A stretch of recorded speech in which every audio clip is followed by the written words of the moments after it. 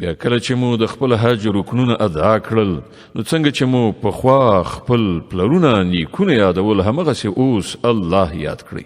بلکې له هغه نه هم زیات خو په الله یادونکو خلکو کې هم ډېر توپیر شته له هغو نه څوک داسې دي چې وایي ای زموږ ربه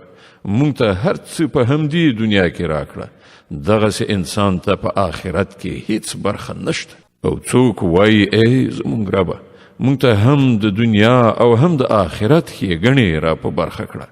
او موږ د اور له عذابه وساته داسې خلک به د خپلو کړو سره سم په دواړو دارایینو کې د برخې څښتنان وي او د الله په حساب اخیستنه کې به څه ځنډ را نشي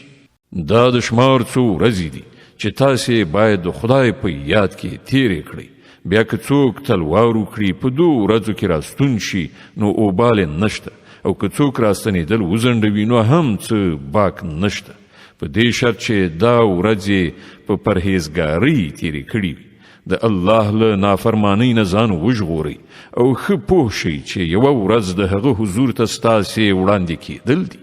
په انسانانو کې څوک داسې دي چې د هغه خبرې د دنیا په ژوند کې تاسې ته ډېرې ښې ښکاري او هغه پر خپلې نیکنیتۍ باندې په وار وار الله شاهد نیسي خو په حقیقت کې هغه د حق ډېر سخت دښمن وي